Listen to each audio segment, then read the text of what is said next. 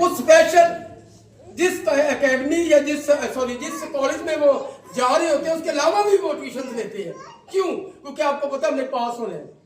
और मैं आपको बताऊं, ये जो मुसीहत है ये सबसे मुश्किल काम है। इसके लिए आपको एक नहीं 6 अकेडमियां रख लेने की जरूरत है। जितना आपके अंदर होगा उतना ही आपको ये सेव करेगा। आपके अंदर इतना सा होगा तो फिर आप सेव नहीं होंगे। इतना तो प्लीज, बल्कि इससे ज्यादा तो प्लीज के पास है। प्रॉब्लम क्या है? फर्क क्या है? उसके पास भी इल्म है, इल्म मेरे पास भी है। फर्क क्या है कि मैं वो डरता है, कांपता है उसकी हुजूरी से। हाँ, उसको इख्तियार है, लेकिन वो खुदा के कलाम को पूरा मानता है, लेकिन वो अमल नहीं करता। हम जानते भी कम है और अमल भी कम है। बात की समझ आ रही है? हमें इल्म है कुछ बातों का, लेकिन मैं ये नहीं कह रहा कि मैंने बड़ा पता है। मुझे भी बहुत सी बातों का नहीं पता, लेकिन जितना पता है उतना मुझे ठीक पता है। खुदा की जो निजात है वो खुदा पर ईमान रखने से होती है, और उसकी निजात पर, कफारे पर ईमान रखने से। कभी इबादत करनी नहीं करनी। अब 2026 के अंदर जब कलाम के अंदर लिखा है कि तुम वहां पर जाना, तुम कब्जा करना और तुम कर भी लोगे। अब मिस्र से निकले हैं, उनको कहा गया है कि तुम नए मुल्क के अंदर कनान में जाओगे और कब्जा करोगे और करना है और कर भी लोगे। और उन्होंने कब्जा किया। यशवा की किताब बयान करती है कि उन्होंने कब्जा किया और उन्होंने इस काम को, इन बातों को अपने अंदर रखा। और मैं आपको बताऊं, उसके अंदर जब वो सारे टोटल जब तकरीबन नाफरमान ही थे। सिर्फ 12 लोग थे जिन्होंने उस नए मुल्क को जाकर स्टार्ट में देखा। और पुरानी नस्ल तो क्रंथियों का खत बयान करता है कि पुरानी नस्ल तो सारी की सारी जो है वो उस बियाबान के अंदर ही ढेर होगी, सारे के सारे वापस मर गए। अब खुदा का निजाम नहीं है कि तुसी भी इंजी रह जाए, वो रूहानी तौर पर आप खत्म हो जाए। वो कहते हैं कि रूहानी तौर पर आप बेदार हो, ताकि आप नए मुल्क के अंदर, नए साल के अंदर दाखिल हो सके। अब हमें नए साल के अंदर दाखिल हो जाने की जरूरत है। आपको पता है कि मिस्र जो है एक मैदानी मुल्क है। वहां पर काम, जैसे हमारा जो पंजाब है, हमारा जो पाकिस्तान के अंदर पंजाब है, इंडिया के अंदर इसका आधा हिस्सा है पंजाब का, ये मैदानी है। यहां पर पानी पहुंचाने के लिए मेहनत करना पड़ती है। कितनों को समझ है इस बात की? और ये नहरें जो है, ये दरिया जो है, ये पानी प्रोवाइड करते हैं इन खेतों को। लेकिन जो खुदावंद का निजाम है, जैसे जब वो बनी इस्राइल के अंदर, मैंने आपको पहले बताया कि खुदा वहां पर ऐन वक्त पर बारिश बरसा देता है।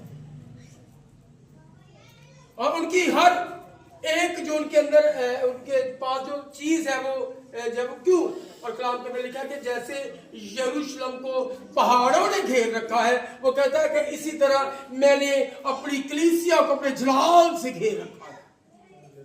Hallelujah, hallelujah. समझ आइए कि खुदा ने हमें अपने जलाल से घेर रखा है।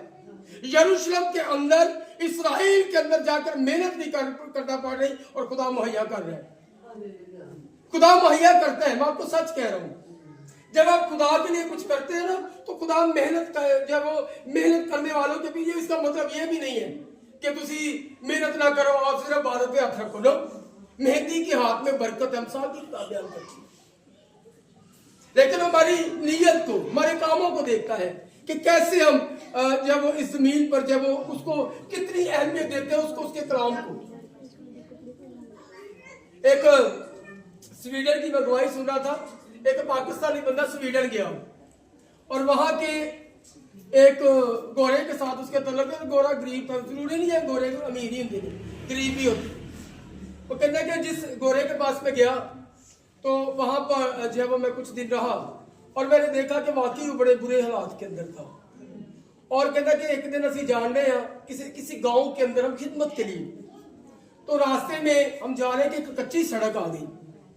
कच्ची सड़क आ गई तो उसके पास एक फटीचर सी गाड़ी थी, बड़ी पुरानी सी गाड़ी थी, कार। कहते हमने देखा कि गाड़ी के आगे मछलियां ही मछलियां, सालों नहीं पता मछलियां आई की। तो हाँ, समंदर था, दरिया था, नहरें थी साइडों पर, लेकिन ऐसी थी मैं चौक चौक के कहने बाहर छुट्टियां वो एकदम कहते हंसी गड्डी रोक दी थी कि इंडिया मछलियां, और मछली भी इंडिया नहीं, बड़िया बड़िया।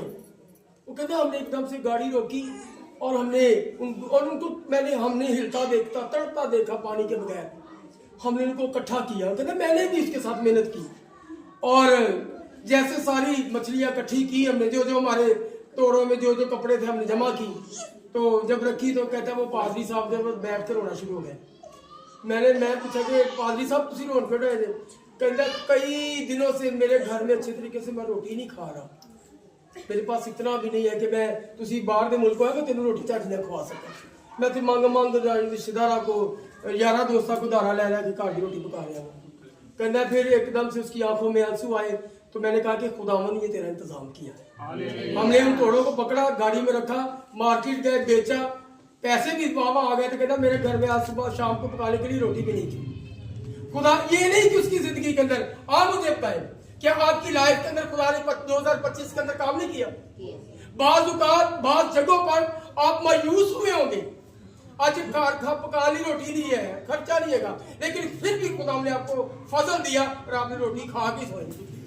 जी अगर खुदा ने आपकी मदद की है तो इसका मतलब है कि क्या कलाम के अंदर लिखा है कि पूरा साल उसकी निगाह हम पर रहती है, पूरा साल। तो कई हलिया ने नवे साल का आगाज कर देने, कई इबादत देना, ये कलीसिया बुनियाद है आपकी। आपका जो आगाज है वो दुआ रोजे से, शुक्रगुजारी के साथ, इबादत के साथ, प्रश्न के साथ हो, तो फिर आप खुदा की नजर में है, अदरवाइज आप उसकी नजर में नहीं है। आप पूरा साल 2026 गुजरेगा, 27 भी आ जाएगा, वो भी गुजर जाएगा। खुदावन को इसी तरह फजल रहम रहा तो बचेंगे, वरना कोई पता नहीं तुझे याद बेचनी। अब बात की समझ आ रही है कि नहीं आ रही है? ये खुदावन का फजल है कि आप जिंदा हैं। इसलिए मेरे बहनों, मेरे भाइयों, हम मेहनत नहीं कर पा रहे, खुदा के निजाम के अंदर है, और खुदा के जब निजाम के अंदर है तो फिर जिस तरह में तो लिखा है, इसकी 14वीं और 15वीं आयत पर देखिए क्या लिखा है। अस्तिशना 11, 14, 15 आयत।